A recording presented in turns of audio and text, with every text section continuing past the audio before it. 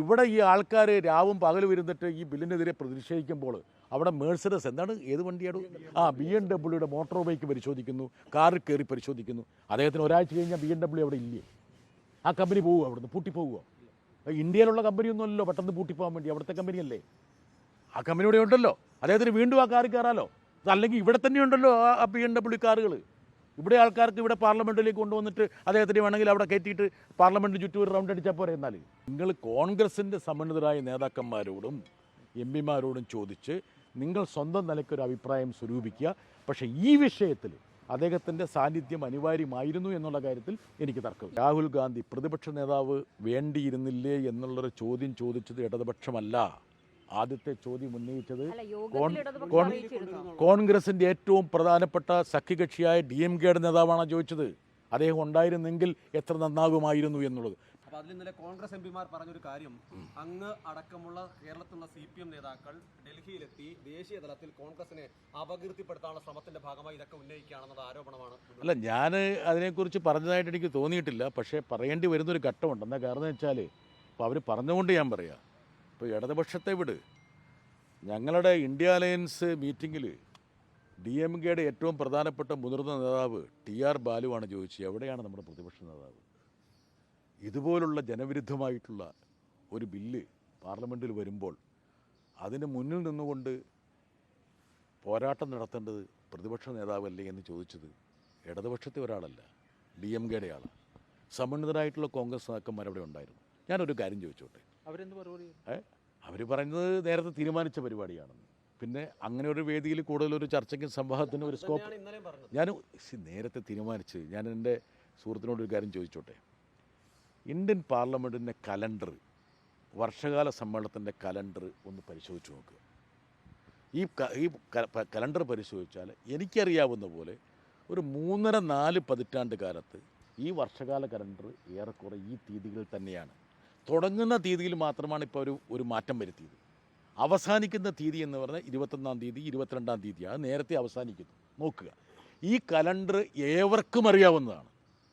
ഈ കലണ്ടർ അനുസരിച്ച് പ്രതിപക്ഷ നേതാവ് ഈ കലണ്ടറിൻ്റെ അനുസരിച്ചുള്ള ദിവസങ്ങളിൽ ഇന്ത്യയിൽ ഉണ്ടാകണമെന്ന് ആലോചിക്കണമെന്ന് ഞാൻ പറയേണ്ട കാര്യമില്ലല്ലോ. ആ പാർട്ടിയിലെ ആൾക്കാരല്ലേ പറയേണ്ടത്. ഞാനൊരു കാര്യം ചോദിച്ചോട്ടെ, ഞാനൊരു ചെറിയ പാർട്ടിയുടെ നേതാവാണ്. ഞാൻ ഈ ദിവസങ്ങളിൽ എന്തെങ്കിലും പരിപാടി ഏറ്റെടുക്കുന്നുണ്ടെങ്കിൽ അത് പ്രധാനപ്പെട്ട നിയമങ്ങളോ ബില്ലുകളോ വരുന്ന സമയത്ത് ഞാൻ ഏറ്റെടുക്കുമോ? ഞാൻ ഒറ്റ കാര്യം ചോദിച്ചോട്ടെ, ഇപ്പോൾ ഉദാഹരണം പറഞ്ഞാൽ ഞങ്ങൾ ഇതിനകത്തോട് വോട്ടെടുപ്പ് ആവശ്യപ്പെട്ടിരുന്നു എന്ന് വിചാരിക്കുക, ഡിവിഷൻ ആവശ്യപ്പെട്ടു എന്ന് വിചാരിക്കുക. ആ ഡിവിഷൻ ആവശ്യപ്പെട്ട് ഓരോരുത്തർ വോട്ട് ചെയ്യുമ്പോൾ ഇന്ത്യയിലെ പ്രതിപക്ഷ നേതാവ് ആ ബില്ലിനെതിരെ വോട്ട് ചെയ്തില്ല എന്ന് വരുന്നത് വലിയ കളങ്കമായിരിക്കില്ലേ? മുൻകൂട്ടി അറിയിക്കാതെ ഏറ്റവും അവസാന നിമിഷത്തിലാണ് ഇത്തരം ബില്ലുകൾ കൊണ്ടുവന്നത്. ഞാൻ ഈ ഗവൺമെൻറ്റിൻ്റെ ഒരു നിലപാട് എല്ലാവർക്കും അറിയാം. ആകസ്മികമായിട്ട് തൊപ്പിയിൽ നിന്ന് പ്രാവിനെ എടുക്കുന്ന മജീഷ്യനെ പോലെയാണ് പല നിയമനിർമ്മാണങ്ങളും ഈ സർക്കാർ കൊണ്ടുവന്നിട്ടുള്ളത്. ഈ ഗവൺമെൻറ്റിൻ്റെ സ്വഭാവത്തെക്കുറിച്ച് ഏറ്റവും കൂടുതൽ പ്രതികരിച്ചിട്ടുള്ളത് ആരാണ്? കോൺഗ്രസ് പാർട്ടിയും അതുപോലെ ആ പാർട്ടിയുടെ സമന്വിതനായ നേതാവ് രാഹുൽ ഗാന്ധിയല്ലേ. അതായത് വേണ്ടത്ര കൂടിയാലോചനയും ചർച്ചയില്ലാതെ ആകസ്മികമായിട്ട് പ്രധാനപ്പെട്ട നിയമങ്ങൾ കൊണ്ടുവന്ന് പാസ്സാക്കുന്നു എന്നുള്ള ആക്ഷേപമുള്ളത് ഞങ്ങളെപ്പോലെ തന്നെ അവർക്കല്ലേ. അവർക്കറിയില്ലേ ഇതുപോലെ കുടിലതന്ത്രങ്ങൾ BJP-യുടെ ഭാഗത്തുനിന്ന് വരുമെന്ന് അറിയില്ലേ? PM ശ്രീയിൽ താങ്കൾ പാലമായി പ്രവർത്തിച്ചു എന്ന് കേന്ദ്രമന്ത്രി പറഞ്ഞതിന് ശേഷമാണ് കോൺഗ്രസിനെ അപകീർത്തിപ്പെടുത്തുന്ന തരത്തിലുള്ള പ്രസ്താവന ആവർത്തിക്കുന്നത്. ഞാനൊരു കാര്യം പറയട്ടെ, നമ്മളിപ്പോൾ അതിനെക്കുറിച്ച് ഒരുപാട് ചർച്ച നടത്തിയല്ലോ. ഇപ്പം ഞാൻ ഒന്നാമത്തെ കാര്യം ഒരു സെക്കൻഡ്, സമഗ്ര ശിക്ഷയുമായി ബന്ധപ്പെട്ട ഒരു വിഷയത്തിൽ കേരള ഗവൺമെൻറ്റും കേന്ദ്ര ഗവൺമെൻറ്റും തമ്മിലുള്ള സംവാദങ്ങൾക്കോ അല്ലെങ്കിൽ അതിൻ്റെ ഭാഗമായി എന്ന് പറയുന്നതിൽ എനിക്ക് യാതൊരു വിഷമവും എന്ന് ഞാൻ പറഞ്ഞല്ലോ. ഞാനൊരു കാര്യം ചോദിച്ചോട്ടെ, ഈ കോൺഗ്രസ് പാർട്ടിയുടെ മെമ്പർമാർ അല്ലെങ്കിൽ MP-മാരുടെ പ്രവർത്തനത്തെക്കുറിച്ച് ഇന്നലെയാണോ പരാതി വന്നത്? മുൻകാലങ്ങളിലും ഇല്ല. യഥാർത്ഥത്തിൽ ഇപ്പോൾ ഞങ്ങളിപ്പോൾ കോൺഗ്രസ് പാർട്ടിയെ അപകീർത്തിപ്പെടുത്തുന്നതല്ലല്ലോ, കേരളത്തെ അപകീർത്തിപ്പെടുത്തുന്ന രീതിയിലല്ലേ കോൺഗ്രസിൻ്റെ ആൾക്കാർ ശ്രമിച്ചുകൊണ്ടിരുന്നത്. കേരളത്തിൻ്റെ ആവശ്യങ്ങൾക്കെതിരെ അല്ലേ നിലകൊണ്ടിരുന്നത്. ഞങ്ങൾ എത്രയോ തവണ അവരോട് പറഞ്ഞു സംയുക്തമായിട്ട് നിവേദനം നൽകാം. ഒരു തവണയോ മറ്റാണ് സംയുക്തമായിട്ടൊരു നിവേദനം സാധ്യമായത്. പല തവണയും അവർ മാറി നിന്നു. കേരളത്തിൻ്റെ സാമ്പത്തിക പ്രതിസന്ധി കേന്ദ്രം സൃഷ്ടിക്കുന്നതാണെന്നും അതിനെതിരെ സംയുക്തമായി നിലകൊള്ളണമെന്ന് പറഞ്ഞപ്പോൾ ആദ്യഘട്ടങ്ങളിലൊന്നും അവർ സഹകരിക്കാൻ തയ്യാറായിരുന്നില്ല. ഒരു പ്രാവശ്യം മാത്രമാണ് അവർ സഹകരിച്ചത്. എന്തുകൊണ്ടാണ് കേരളത്തിലെ ജനങ്ങൾക്ക് കിട്ടേണ്ട ആനുകൂല്യങ്ങൾ കിട്ടുന്നതിനെതിരെ നിലകൊണ്ടത് എന്താണ്? ഞങ്ങൾ പറഞ്ഞിട്ടാണോ? അതായത് എക്സ്ട്രീം പോവർട്ടി നിർമ്മാർജ്ജനം ചെയ്തുകൊണ്ട് അവിടുത്തെ പാവപ്പെട്ട 5 ലക്ഷം പേർക്ക് ഭക്ഷണം ഇല്ലാതാക്കണം, റേഷൻ ഇല്ലാതാക്കണം എന്ന് പറയാൻ വേണ്ടിയിട്ട് അല്ലെങ്കിൽ അതിനെ പ്രേരിപ്പിക്കണമെന്ന രീതിയിൽ ചോദ്യം ചോദിച്ചത് ജോൺ ബ്രിട്ടാസ് പറഞ്ഞിട്ടാണ്. അവർ സ്വന്തം നിലയ്ക്ക് പറഞ്ഞാലേ. ലോക്സഭയിൽ ഒരു ഫുൾ ടൈം പ്രതിപക്ഷ നേതാവ് വേണമെന്നുള്ളൊരു അഭിപ്രായം അംഗീകരിക്കുന്നു. ലോക്സഭയിൽ രാജ്യത്ത് തന്നെ വേണം. എന്താ കാരണം വെച്ചാൽ എന്തൊക്കെ പറഞ്ഞാലും നമ്മളിപ്പോൾ ഉദാഹരണം പറഞ്ഞ ഒരു വ്യക്തിക്കെതിരെയല്ല, പക്ഷേങ്കിൽ ഇത്രയും പ്രധാനപ്പെട്ട സംഭവവികാസങ്ങൾ പാർലമെൻറ്റിൽ നടക്കുമ്പോൾ ഇന്ത്യയുടെ പ്രതിപക്ഷ നേതാവ് പ്രതിപക്ഷത്തിന് നേതൃത്വം നൽകണമെന്നുള്ള കാര്യത്തിൽ ആ പാർട്ടിയിൽ തന്നെ രണ്ടഭിപ്രായമില്ല. നിങ്ങൾ കോൺഗ്രസ്സുകാരോട് ചോദിച്ചു നോക്ക്. ഉത്തരേന്ത്യയിലെ പല കോൺഗ്രസ്സുകാരും പറഞ്ഞു എവിടെയാണ് മൂപ്പർ പോയിരിക്കുന്നത്? മൂപ്പറെക്കുറിച്ച് പറയുന്നത് എന്താണ്? ഇവിടെ ഈ ആൾക്കാർ രാവും പകലും ഇരുന്നിട്ട് ഈ ബില്ലിനെതിരെ പ്രതിഷേധിക്കുമ്പോൾ അവിടെ മേഴ്സഡസ് എന്താണ്, ഏത് വണ്ടിയാണ്, BMW മോട്ടോർ ബൈക്ക് പരിശോധിക്കുന്നു, കാറിൽ കയറി പരിശോധിക്കുന്നു. അദ്ദേഹത്തിന് ഒരാഴ്ച കഴിഞ്ഞാൽ BMW അവിടെ ഇല്ലേ? ആ കമ്പനി പോവുക, അവിടുന്ന് പൂട്ടിപ്പോവുക. ഇന്ത്യയിലുള്ള കമ്പനിയൊന്നുമല്ലോ പെട്ടെന്ന് പൂട്ടിപ്പോകാൻ വേണ്ടി, അവിടുത്തെ കമ്പനിയല്ലേ. ആ കമ്പനി ഇവിടെ ഉണ്ടല്ലോ, അദ്ദേഹത്തിന് വീണ്ടും ആ കാറിൽ കയറാമല്ലോ. അല്ലെങ്കിൽ ഇവിടെ തന്നെ ഉണ്ടല്ലോ ആ BMW കാറുകൾ. ഇവിടെ ആൾക്കാർക്ക് ഇവിടെ പാർലമെൻറ്റിലേക്ക് കൊണ്ടുവന്നിട്ട് അദ്ദേഹത്തിന് വേണമെങ്കിൽ അവിടെ കയറ്റിയിട്ട് പാർലമെൻറ്റിന് ചുറ്റും ഒരു റൗണ്ട് അടിച്ചാൽ പോരെ. എന്നാൽ ഇതൊന്നും ഞാൻ പറയണതല്ല, ഇത് കോൺഗ്രസ്സിലെ പ്രധാനപ്പെട്ട MP-മാർ ഞങ്ങളോട് പങ്കുവെച്ച കാര്യമാണ്. ഞങ്ങൾക്ക് ഇതിനെക്കുറിച്ചൊരു വിവാദം ഉണ്ടാക്കണമെന്നുണ്ടായിരുന്നില്ല. പക്ഷേ ഇങ്ങനൊരു ചോദ്യം നിങ്ങൾ ചോദിച്ചുകൊണ്ട് പറഞ്ഞാണ്. കേരളത്തിലെ പല MP-മാർ പോലും, കോൺഗ്രസ് MP-മാർ പോലും രഹസ്യമായി പറയുന്നുണ്ട് മൂപ്പർ ഉണ്ടാകണം എന്നായിരുന്നു. നിങ്ങൾ പോയി ചോദിക്കുക. നിങ്ങളൊരു കാര്യം ചെയ്യും, ഇതൊക്കെ മാറ്റിയിട്ട്, ഈ കമ്പ് കണയൊക്കെ മാറ്റിയിട്ട് നിങ്ങൾ നേരെ ഒന്ന് പോയിട്ട് അവരോടൊന്ന് മനസ്സ് തുറന്ന് സംസാരിച്ച് നോക്കി. അവർ പറയും, ഉള്ള കാര്യം പറയും. പക്ഷേ നിങ്ങൾ ഈ ഫോണിലൊന്നും എടുക്കരുത്.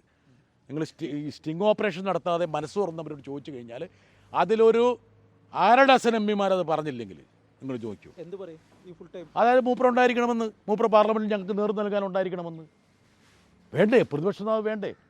ഞാൻ ഈ ഒരു ആഴ്ചത്തെ സംഭവവാസങ്ങൾ നോക്ക്.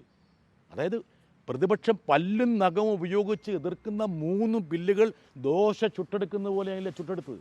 ഇപ്പം രാഹുൽ ഗാന്ധിയെപ്പോലെ ജനപ്രീതി ഇൻവെർട്ടർ കോമ ഉള്ള ഒരു നേതാവ് ഈ പ്രതിപക്ഷത്തെ നയിക്കുന്ന രീതിയിൽ പാർലമെൻറ്റിൽ ഉണ്ടായിരുന്നെങ്കിൽ സ്വാഭാവികമായിട്ടും അതിൻ്റെ ഗുണം എന്താണെന്നറിയോ? ഇതൊരു പദവിയാണ് ആൾക്കാർ സ്വാഭാവികമായിട്ട് വാർത്ത ക്ഷണിച്ച് വരുത്തുന്നത്, അല്ലേ? പദവിയല്ലേ? ഇപ്പം ഞാനെന്ത് പറഞ്ഞിട്ടും കാര്യമില്ല, എനിക്കൊരു പദവി ഉണ്ടെങ്കിലാണ് ആ പദവിയാണ് വാർത്തയ്ക്ക് വരുന്നത്. അദ്ദേഹം ഈ തെരുവിലേക്ക് ഇറങ്ങിയിരുന്നെങ്കിൽ അന്താരാഷ്ട്ര മാധ്യമങ്ങളൊക്കെ സ്വാഭാവികമായിട്ട് ഇത് റിപ്പോർട്ട് ചെയ്യില്ലായിരുന്നു. എന്തുകൊണ്ടാണ് പറയാൻ കാരണം വെച്ചാൽ ഈ തൊഴിലുറപ്പ് പദ്ധതി എന്ന് പറയുന്നത് ലോകത്തിലെ എത്രയോ രാജ്യങ്ങൾ ഉറ്റുനോക്കി അവിടെ നടപ്പിലാക്കിയൊരു പദ്ധതിയാണ്. അതായത് ഗ്രാമീണ രംഗത്തെ പ്രതിസന്ധി പരിഹരിക്കാൻ വേണ്ടി ഒരു രാജ്യം മുന്നോട്ട് വെച്ച ഏറ്റവും പ്രധാനപ്പെട്ട ഉപാധിയായി ലോകത്തിലെ ഏറ്റവും പ്രധാനപ്പെട്ട സാമ്പത്തിക ശാസ്ത്രജ്ഞന്മാർ പ്രതിപാദിച്ചൊരു പദ്ധതിയാണ് അമർത്യ സെൻ ഉൾപ്പെടെയുള്ള. അതിർ രഞ്ജൻ ചൗധരിയെ വെച്ച് നോക്കുമ്പോഴത്തേക്കും രാഹുൽ ഗാന്ധി ഇപ്പോൾ പരാജയമാണെന്ന് പറയാൻ പറ്റില്ല. ഞാനിപ്പോൾ അതിലേക്കൊന്നും പോക്കില്ല. എൻ്റെ ഒരു ഒറ്റ അഭിപ്രായമുള്ളൂ, നിങ്ങൾ കോൺഗ്രസിൻ്റെ സമന്വിതരായ നേതാക്കന്മാരോടും MP-മാരോടും ചോദിച്ച് നിങ്ങൾ സ്വന്തം നിലയ്ക്കൊരു അഭിപ്രായം സ്വരൂപിക്കുക. പക്ഷേ ഈ വിഷയത്തിൽ അദ്ദേഹത്തിൻ്റെ സാന്നിധ്യം അനിവാര്യമായിരുന്നു എന്നുള്ള കാര്യത്തിൽ എനിക്ക് തർക്കമില്ല. ഈ അതൃപ്തി കോൺഗ്രസ് നേതൃത്വത്തെ നേരിട്ട് അറിയിച്ചിട്ടുണ്ട്. അത് കോൺഗ്രസിൻ്റെ ആഭ്യന്തര കാര്യമല്ലേ. എന്താ കാരണം വെച്ചാൽ ഞാൻ നേരത്തെ സൂചിപ്പിച്ചല്ലോ, രാഹുൽ ഗാന്ധി പ്രതിപക്ഷ നേതാവ് വേണ്ടിയിരുന്നില്ലേ എന്നുള്ളൊരു ചോദ്യം ചോദിച്ചത് ഇടതുപക്ഷമല്ല. ആദ്യത്തെ ചോദ്യം ഉന്നയിച്ചത് കോൺഗ്രസിൻ്റെ ഏറ്റവും പ്രധാനപ്പെട്ട സഖ്യകക്ഷിയായ DMK-യുടെ നേതാവാണ് ചോദിച്ചത്. അദ്ദേഹം ഉണ്ടായിരുന്നെങ്കിൽ എത്ര നന്നാകുമായിരുന്നു എന്നുള്ളത്. പിന്നെ നേരത്തെ തീരുമാനിച്ച പരിപാടിയാണെന്ന് പറയരുത്. എന്താ കാരണം വെച്ചാൽ ഇന്ത്യയുടെ പാർലമെൻറ്റ് സമ്മേളനത്തിൻ്റെ കലണ്ടർ പരിശോധിക്കുന്ന ഒരു എത്ര കാലമായി അതിലൂടെ വന്നിട്ട് എത്രയായി? ഒരു സെക്കൻഡ്, ഇവിടെ വന്നിട്ട് എത്ര കാലമായി? 2 കൊല്ലം കൊണ്ട് തനിക്കറിയില്ലോ ഇവിടുത്തെ വിന്റർ സെഷൻ എപ്പോഴാണ്? അതെന്താടോ രാഹുൽ ഗാന്ധിക്ക് അറിയാതെ പോയത്? ഇന്നലെ കൊടിക്കുന്നിൽ സുരേഷ് പറഞ്ഞത് 15-ാം തീയതി തീരുമെന്ന് കരുതിയെന്ന്. 15-ാം തീയതിയാ? മൂപ്പർ കണക്കെറ്റിപ്പോയതാ. അതായത് മൂപ്പറോട് പറഞ്ഞ് 15 സിറ്റിങ്സ് ഉള്ള സെഷനാണെന്നുള്ളതാണ്. 15 days സിറ്റിങ്സ് എന്നാണ്. അപ്പോൾ മൂപ്പർക്ക് തെറ്റിപ്പോയതാ. അല്ല, നിങ്ങൾ ഇങ്ങനെയുള്ള ചില ആൾക്കാർക്ക് അങ്ങനെ തെറ്റിദ്ധാരണ ഉണ്ടെങ്കിൽ തിരുത്തി കൊടുക്കാനുള്ള ബാധ്യത നിങ്ങളെപ്പോലുള്ള ആൾക്കാർക്കില്ലേ? നിങ്ങളൊക്കെ ഭയങ്കര അല്ല. അത് ഞാനിപ്പോൾ സുരേഷ് കൊടുക്കുന്നതിനെ കുറിച്ച് പറയുമ്പോൾ രാഹുൽ ഗാന്ധി നിന്ന് സുരേഷ് കൊടുക്കുന്നതിലേക്ക് പോരുത്. അത് രാഹുൽ ഗാന്ധിയോട് ചെയ്യുന്ന വലിയൊരു മാറാണ്. ഇൻവെർട്ടർ കോമ അത് കോൺഗ്രസ് തന്നെ പറയുന്നതല്ലേ? അതൊക്കെ നമ്മൾക്ക് നിങ്ങൾ തീരുമാനിക്കുന്നത് ചില കാര്യങ്ങൾ നിങ്ങൾ തീരുമാനിക്കുക. എന്താ കാരണം വെച്ചാൽ എല്ലാ കാര്യങ്ങളും നിങ്ങൾ ചോദ്യങ്ങളോടെ പറയാൻ ശ്രമിക്കരുത്. നിങ്ങൾ ചില കാര്യങ്ങളിൽ ഉത്തരം നിങ്ങൾ തന്നെ കണ്ടെത്തുക. ഞാൻ ഇൻവെർട്ടർ കോമ ഇട്ടത് വളരെ ബോധപൂർവ്വമാണ്, നിങ്ങൾക്ക് മനസ്സിലായല്ലോ. എന്താ കാരണം സംസാരിക്കുമ്പോൾ ഇൻവെർട്ടർ കോമ ആൾക്കാർ കാണാൻ പറ്റില്ല, അതുകൊണ്ടാണ് ഇൻവെർട്ടർ കോമ എന്ന് പറഞ്ഞത്. ശരി.